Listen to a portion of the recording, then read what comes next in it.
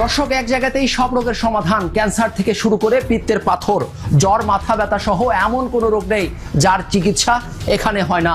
ফলে দূর দূরান্ত থেকে বিভিন্ন রোগে আক্রান্ত মানুষদের পাশাপাশি প্রেমে ব্যর্থ, সংসারে অশান্তি কিংবা জিনে আচর সবকিছুরই চিকিৎসা করা হয়।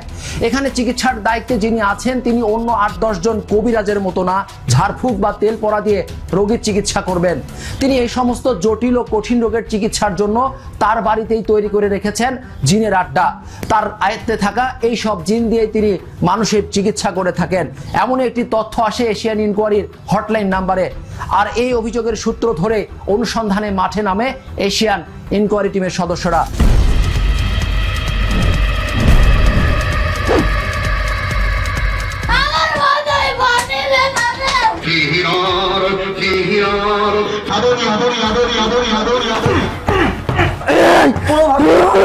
আমি নিজে এরকম করে বহুগুলো জিনকে জানিয়ে দিয়েছি।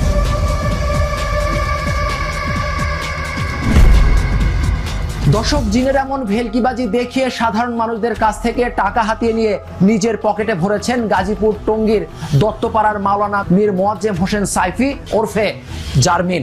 নিষিদ্ধ জঙ্গি সংগঠন জামাতুল মুজাহিদিন বাংলাদেশ জিএমবির সদস্য এই সাইফি পবিত্র আশুরার আগের রাতে হোসেনি দালানে হামলার সাথে জড়িত থাকার কারণে আইন শৃঙ্খলা বাহিনীর হাতে গ্রেপ্তারও হন।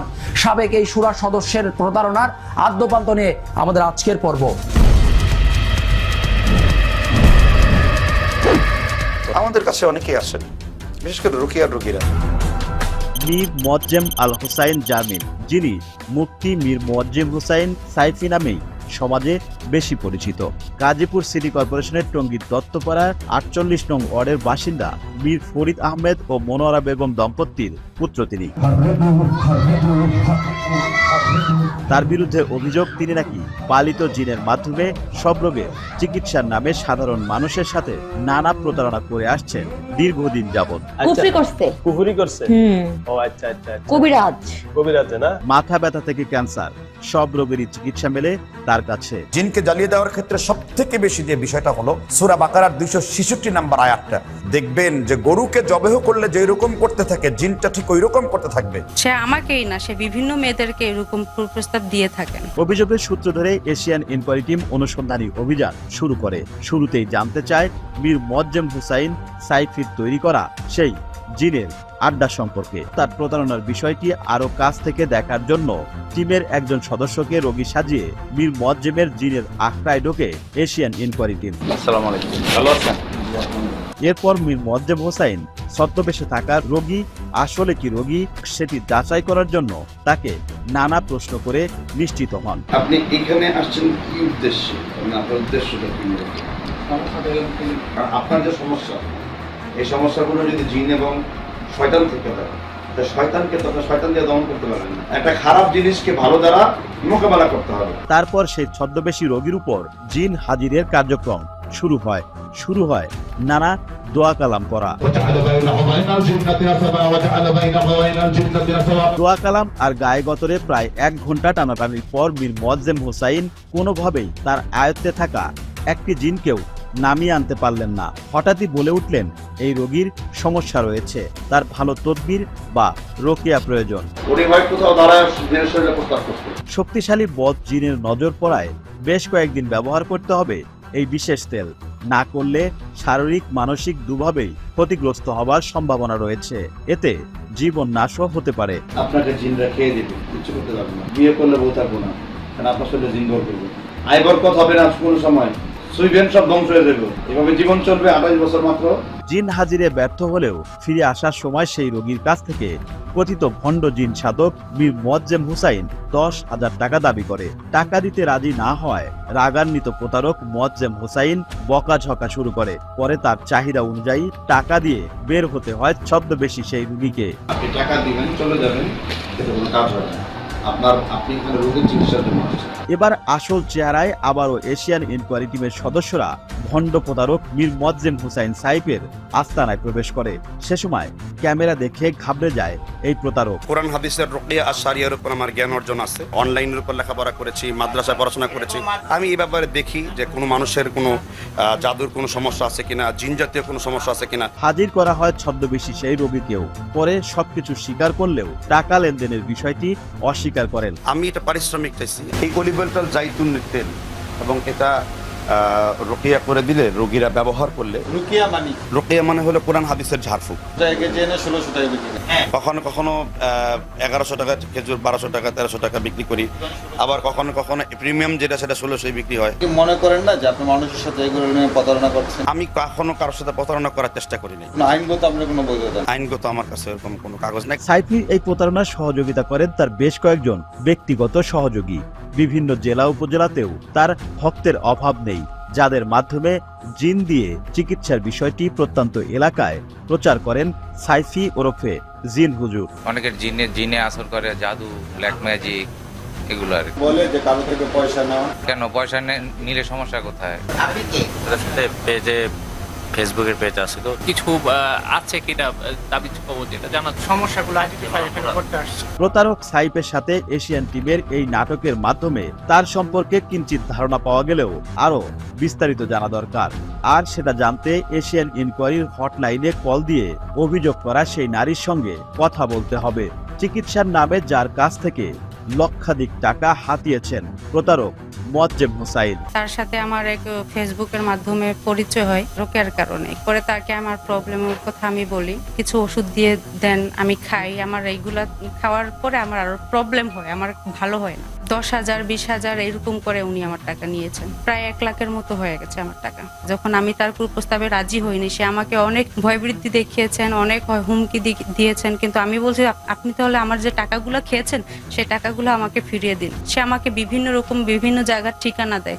আমি কিভাবে তাকে বিশ্বাস করে তার কাছে আমি যাব? সে আমাকেই না, সে বিভিন্ন মেয়েদেরকে এরকম প্রস্তাব দিয়ে থাকেন। মীর মোয়াজ্জেম হোসাইনের এই প্রতারণার বিষয়টি আরো স্পষ্ট হয় তার এক সময় ড্রাইভার কাম সহযোগীর কথায়। মানুষকে যেভাবে মনে করেন দেখা গেছে বলা হতো যে আমি আপনার রোকেয়া করব, আমি আপনার চিকিৎসা করব। একটা চুক্তি হতো আপনার 10,000 টাকা, আপনার 15,000 টাকা, পরিপূর্ণ একটা ট্রিটমেন্ট বা সুস্থ হয়েছে এই ধরনের ইয়াটা আমি একজন ছাড়া বাকি সবাই মানে কমার বেশ দেখছি যে একটা উনি আপনার বিস্ফোরক দ্রব্য আইনে একটা মামলাতে অ্যারেস্ট হয়েছিলেন।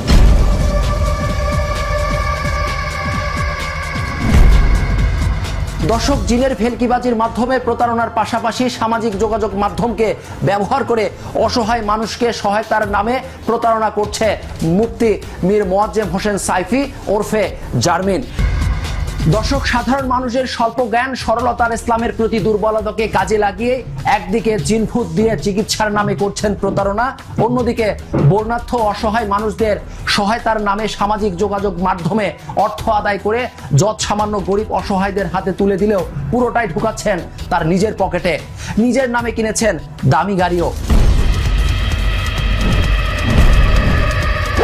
বিশেষ করে রোগীর কানে যদি আপনি আয়াতগুলো পড়তে পারেন, আমি দেখেছি একটা দুইটা না হাজার হাজার জিন জ্বালিয়ে দেওয়া সম্ভব এর মাধ্যমে। ভণ্ড প্রতারক মীর মোয়াজ্জেম হোসাইন সাইফ ওরফে জারমিন রোগীদের সাথে চিকিৎসার নামে শুধুমাত্র প্রতারণা করেছেন বিষয়টি এমন নয়।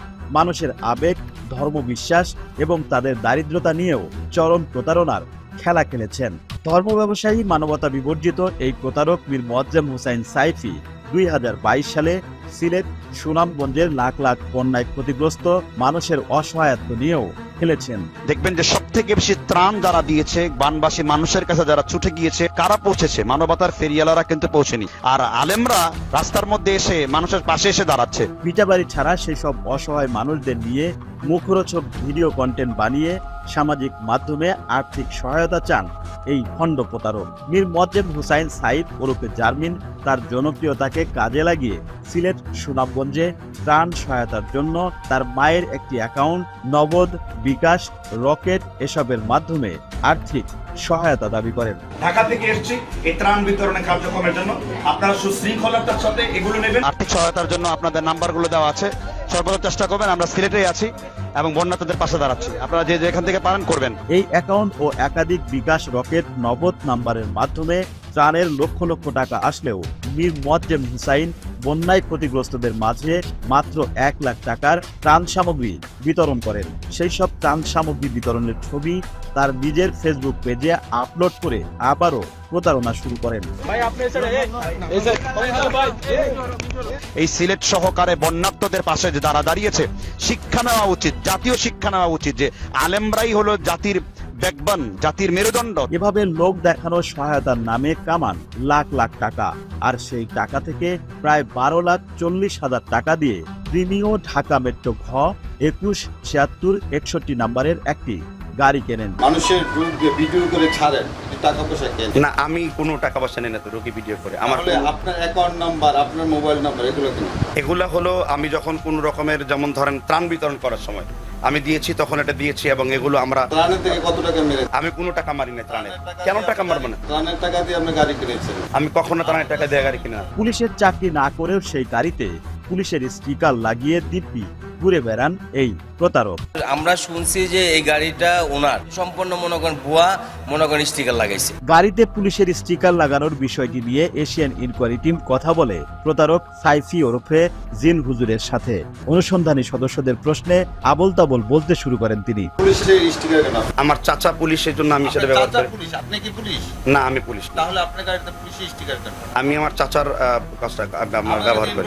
বিভিন্ন লোককে আপনি পুলিশের ভয় ভীতি দেখে? আমি কখনো পুলিশের কোনোদিন ভয়ভীতি দেখাই না। সাইফির অতীত জঙ্গি তৎপরতা আর বর্তমানে জিন নিয়ে সাধারণ মানুষের সাথে এমন তামাশায় ক্ষুব্ধ এলাকাবাসী। ওর বাসায় একটা আওয়াজ শুনতে পাই, কিন্তু এখানে মানুষ বলতেছে যে এখানে মনে হয় জিন টিন ছাড়ায়। আমি এগুলা জিন টিন আমার আসলে এগুলো আমার বিশ্বাস হয় না। কোনো জেএমবিকে আমরা প্রশ্রয় দেই না, পছন্দও করি না। মীর মোয়াজ্জেম হুসাইন সাইফির প্রতারণার শিকার হয়েছে তার কাছে চাকরি করা একাধিক ড্রাইভারও। তার প্রতারণার বিষয়টি জেনে ফেলায় বেশ কয়েকজন ড্রাইভার ও ব্যক্তিগত সহকারীকে মিথ্যা অপবাদে চাকরিচ্যুত করেন। এমনই একজন ভুক্তভোগী আমির হোসেন। আসলে চাকরিচ্যুত করছে এটাতে তো অনেক কিছু হয়ে গেছে, কারণ উনি আমাকে চোরও বানাইছেন যে আমি ওনার অনেক অর্থ মেরে খাইছি, বা আমি উনি যেগুলা কিনতে দিচ্ছেন ওনার বিশ্বাসের সাথে বিশ্বাসঘাতকতা করছি। আমির হোসেন একসময় মীর মোয়াজ্জেম হুসাইনের বিশ্বস্ত ড্রাইভার কাম ব্যক্তিগত সহকারী ছিলেন। হঠাৎই তাকে চাকরি থেকে বাদ দেন সাইফি। চাকরিচ্যুত হবার বেশ কয়েকদিন পর আমির হোসেন ক্যান্সারে আক্রান্ত হয়ে হাসপাতালে ভর্তি হন।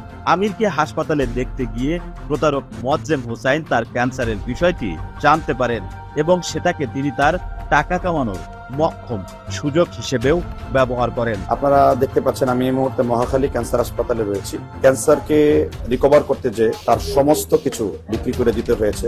অসুস্থ আমিরের ভিডিও বানিয়ে ছেড়ে দেন তার নিজের ফেসবুক পেজে। আমাদের পার্সোনাল এবং বিকাশ রকেট নাম্বার দেওয়া আছে, আপনারা এই নাম্বারগুলোতে ডোনেট করতে পারেন এবং একটা অ্যাকাউন্ট নাম্বার দেওয়া আছে, এখানে দিতে পারেন। ফেসবুকে আমাকে নিয়ে ভিডিও করলো, ভিডিও পোস্ট দিল। তো আমার কাছের যারা আছে তারা বলতেছে আমরা কিছু টাকা উঠাইছিলাম, উঠায় তোমার ওই যে সাইফি যে নাম্বারটা আছে সাইফি হুজুরের নাম্বারে আমি পাঠাই দিচ্ছি, নাম্বারটা কি তোমার না? তাহলে আমি বললাম যে আসলে নাম্বারগুলো আমার না। তখন এইভাবে অনেকে প্রশ্ন করতে শুরু করলেন আমারে যে নাম্বার তো তোমার থাকার কথা, কারণ ভুক্তভোগী হলো তুমি, অ্যাকাউন্ট তোমার থাকার কথা আর নাম্বারটাও তোমার থাকার কথা। সহায়তার অর্থ লেনদেনের মাধ্যম হিসেবে নিজের বিকাশ, রকেট, নগদ এবং ব্যাংক অ্যাকাউন্ট ব্যবহার করেন। ফলে সহায়তার পুরো টাকাই তার আয়ত্তে চলে আসে। আমির হোসেনের মরণব্যাধি ক্যান্সারের চিকিৎসার জন্য তোলা টাকার কিছু অংশ তাকে দিলেও বাকি টাকা প্রতারক নিজের কাছেই রেখে দেন। আমিরের প্রয়োজনে টাকা চাইলে শুরু হয় নানা তালবাহানা। এদের আগে আমাকে কিছু টাকা দিয়েছেন, ওইখানে 50,000 টাকা দিয়ে গেছেন, আর বলছেন যে ওনার কাছে 51,000 টাকা অবশিষ্ট আছে, ওইটা আমাকে আর কি উনি দিবেন বলতেছেন। বিষয়টা অনেকে অবগত করলাম যে আসলে হুজুর আমার তো এই টাকা পয়সাগুলো খরচ হয়ে গেছে যেগুলো দিছিলেন, তাই এখন আমাকে আরো কিছু যদি টাকা আপনার কাছে যেহেতু আছে তাহলে ওটা যদি আমাকে দেন তাহলে আমার একটু উপকার হতো। তা উনি আমাকে বলছিলেন যে আমি একটু অসুস্থ আছি, তুমি আমার জন্য একটু দোয়া করো। এই বিষয়টা আসলে অনেক দুঃখজনক। মীর মোয়াজ্জেম হুসাইন সাইফি ওরফে জারমিন এর আরেক ড্রাইভারের সন্ধান পায় এশিয়ান ইনকোয়ারি টিমের সদস্যরা।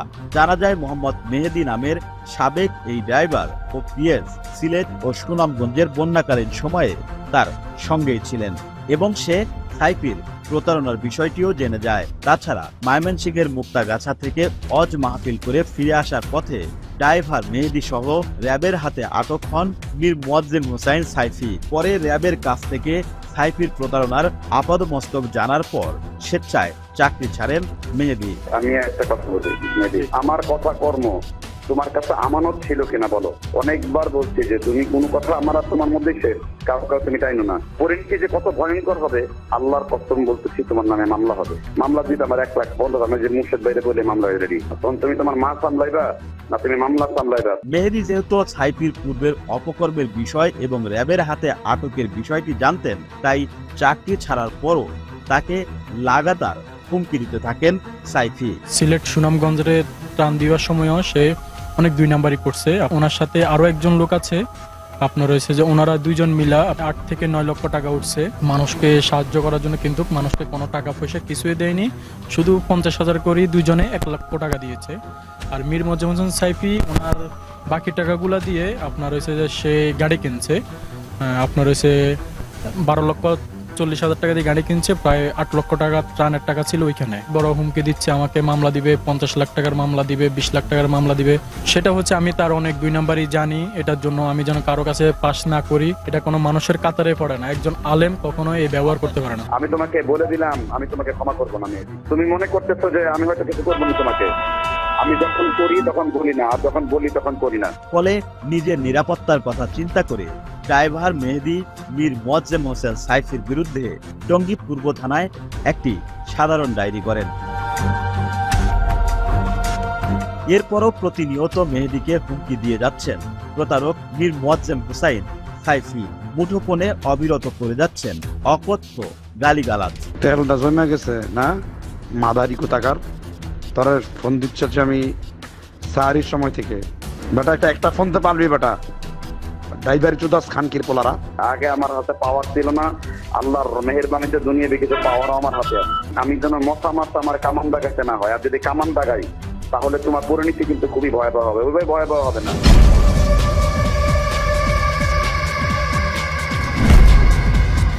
দর্শক, মীর মজ্জেম হোসেন সাইফির সম্পর্কে জানার এখনো অনেক বাকি। তার অতীতের পরতে পরতে রয়েছে বিভৎসতা। দর্শক, ফিরে এলাম বিজ্ঞাপন বিরতির পর। বর্তমানে মীর মজ্জেম হোসেন সাইফি জিন ভূত রোগ ব্যাধি আর ওয়াজ মাহফিল নিয়ে থাকলেও তার অদূর অতীত ছিল আরো ভয়াবহ, রীতিমতো আতঙ্কের। হোসেনি দালানের বোমা হামলা, এক সময়ের কুখ্যাত জঙ্গি বাংলা ভাইয়ের সহযোগিতা সহ নিষিদ্ধ জঙ্গি সংগঠন জামাতুল মুজাহিদিন বাংলাদেশ জিএমবি সদস্য ছিলেন এবং জঙ্গিদের প্রশিক্ষণ নীতিমালায় তার নাম থাকায় একাধিকবার গ্রেপ্তারও হন। তাছাড়া তিনি ছাড়া পাবার পর সাধারণ মানুষদের ইসলামিক মূল্যবোধকে কাজে লাগিয়ে সামাজিক যোগাযোগ মাধ্যমে জাকাত সাদগার নামে টাকা আদায় করে নিজের আখের গোছাচ্ছেন তথাকথিত এই ভণ্ড ইসলামী চিন্তাবিদ। মীর মজ্জেম হোসেন সাইফির বিরুদ্ধে অভিযোগের অনুসন্ধানে জানা যায় তিনি নিষিদ্ধ জঙ্গি সংগঠন জামায়াতুল মুজাহিদিন বাংলাদেশ জেএমবির একজন সক্রিয় সদস্য। পবিত্র আশুরার আগের রাতে পুরান ঢাকায় হোসনে দালানে হামলার সাথেও জড়িত ছিলেন তিনি এবং হোসনে দালানে বোমা হামলার ঘটনায় 2015 সালের 5 ডিসেম্বর ঢাকা মহানগর পুলিশ ডিএমপির গোয়েন্দা বিভাগ উত্তরাতে গ্রেপ্তার হন। না ছিল, কিন্তু আমি এগুলোর সাথে জড়িত না, এজন্য আমি মামলা আমাকে ডিসচার্জ করে দিয়েছে, আমি এখান থেকে অব্যাহত। গ্রেপ্তারের সময় তার কাছে জঙ্গি প্রশিক্ষণের নীতিমালাও পাওয়া যায়। দুদককে দেয়া গণকমিশনের 116 জন ধর্মীয় বক্তার তালিকাতেও তার নাম উঠে আসে। মীর মজ্জেম হোসেন সাইফি ওরফে জারমিনের বিরুদ্ধে সন্ত্রাস বিরোধী আইনে উত্তরা পূর্ব থানায় মামলা রয়েছে। তাছাড়া 2021 সালের 14 মার্চ নিষিদ্ধ জঙ্গি সংগঠনের সাথে সম্পৃক্ত থাকায় মুক্তাগাছা থেকে ফেরার পথে র্যাবের হাতে আটক হন তিনি। তালিকাভুক্ত জঙ্গি সদস্য হিসেবে গ্রেপ্তার হবার পর তিনি বিভিন্ন মাহফিলে আইন শৃঙ্খলা বাহিনীর হাতে গ্রেপ্তারের বিষয়টিকে নিয়ে প্রায়ই ভিন্নভাবে ব্যাখ্যা করে থাকেন। আইন শৃঙ্খলা বাহিনী আমাকে উঠিয়ে নিয়ে যায়, জানেন কি এটা? তারা যে অভিযোগগুলো দিয়েছে আমি প্রত্যেকটা অভিযোগের যৌক্তিক খণ্ডন করেছি। এরপরে আজকে ভোর 4টার সময় আমাকে আমার গার্জিয়ানের কাছে দিয়ে দেওয়া হয় এবং তাদেরকে সেখানে আমি দাওয়াত দিয়েছি এবং তারা আমার আইডিওলজিকে বলেছে এটা চমৎকার আইডিওলজি এবং তারাও আমাকে বলেছে দ্বীনের কিছু বিষয়ে তারা সাহায্য করবে। আমি যদি সেখানে না যেতাম তাদের কাছে সহিহ হাদিসের দাওয়াত দেওয়া যেত না, ঠিক না ব্যাপারটি? প্রশ্ন হলো, কোন ক্ষমতার বলে সরকারি এমন শক্তিশালী মামলা থেকে রেহাই পেল দুর্ধর্ষ জঙ্গি সংগঠন জেএমবির এই কুখ্যাত সদস্য? আপনারা ফান্ডিং করবেন বলে আমি আশা রাখছি। গরিবের হক জাকাত সাদকা নিয়েও করেছেন নানা প্রতারণা। সামাজিক মাধ্যমে অসহায় মানুষকে সহায়তার কথা বলে জাকাত ফিতরার নামে আদায় করা লাখ লাখ টাকা গরিব দুঃখীকে না দিয়ে সেই টাকা নিজের পকেটে ঢোকান মুফতি মীর মোয়াজ্জেম হোসেন সাইফি। ক্ষুধার্ত মানুষের টাকায় করেন বিলাসবহুল জীবনযাপন। যারা সাদাকা পাঠাতে চান তারাও এই ফান্ডগুলোর মধ্যে আবার ফান্ডিং করতে পারেন, যেহেতু আমাদের এই অপশনটা বা আমাদের কর্মসূচিটা শুধু জাকাত কেন্দ্রিক নয়, জাকাত এবং সাদাকা কেন্দ্রিক। আপনারা চাইলে আপনাদের সাদাকাগুলো পাঠাতে পারেন। মুখে ইসলামের নানা মিষ্টি মিষ্টি কথা বলে প্রতিদিনই মানুষের ঈমান আমল নিয়ে খেলছেন ইসলামী বক্তারূপী এই ভণ্ড প্রতারক। ধর্মকে বানিয়েছেন ব্যবসার হাতিয়ার, প্রতারণার কুঠারাঘাতে নির্দ্বিধায় ভাঙছেন সাধারণ মানুষের বিশ্বাস। ইন্নাল বাতিলা কানা যাহুকা, এসেছে সত্য, চলে গেছে মিথ্যা, নিশ্চয়ই মিথ্যা হলো মিথ্যা। সত্যকে কখনো মিথ্যা দ্বারা ঢেকে দেওয়া যায় না, সত্য সত্যই, মিথ্যা মিথ্যা। কুখ্যাত সাইফির বাড়ির আশেপাশে সবসময় তার পালিত সন্ত্রাসীদের আনাগোনা লক্ষ্য করা যায়। জনসম্মুখে ইসলামী চিন্তাবিদ হলেও বাস্তবে একাধিক নারী নিয়েও ঘুরতে দেখা যায় তাকে। সাধুবেশী প্রতারক মীর মোয়াজ্জেম হোসেন সাইফির এমন কর্মকাণ্ডে অতিষ্ঠ এলাকার সর্বস্তরের মানুষ চান দৃষ্টান্তমূলক শাস্তি। আসলে তো বিষয়টা হলো টোটালটাই এটা একটা বন্ডামি ছাড়া আমি কিছুই মনে করি না। যে ফুফা দিয়া এই সেই আগুন বাগুন করে মনে করি এইভাবে ছেড়া দেয়, তাতে ধরো প্রতারিত হইতেছে। তো এটা এই বিষয় নিয়ে আমি মনে করি আমি পুরোটাই বিরোধিতা। জিনের বিষয়টা পুরোটাই মনে করেন যারা ম্যাক্সিমাম এগুলো সম্পূর্ণ বন্ডামি ছাড়া আর কিছুই না। তারা একজনের দিয়া আমরাও যাতে অন্য কোনো ছেলে মেয়ে বা আমাদের যাতে কেউ কখনো পথভ্রষ্ট না হয়। একই কথা ভুক্তভোগীদেরও, তারাও তার যথাযথ শাস্তি দাবি করেন। এখন যদি তাকে শাস্তি না দেওয়া, সে তো আরো এরকম মানুষকে ঠকাবে। আমি এর শাস্তি চাই, যে আমার কষ্টের টাকাগুলো আমি ফিরিয়ে আনতে চাই। দর্শক, ইসলামিক মূল্যবোধকে ব্যবহার করে এমন প্রতারণা একেবারে নতুন নয়, অনেক পুরাতন। তাই এমন প্রতারকদের বিরুদ্ধে আমাদের অনুসন্ধান চলমান। আজকের মতো বিদায় নিচ্ছি, তবে যাবার আগে বলে যাই, আপনার অনুসন্ধানী মনের পর্দা খোলা রাখুন। অন্যায়ের সাথে আপোষ নয়, প্রতিবাদ করুন। সুস্পষ্ট তথ্য দিয়ে আমাদের সহযোগিতা করুন। সবাই ভালো থাকুন, সুস্থ থাকুন। খোদা হাফেজ।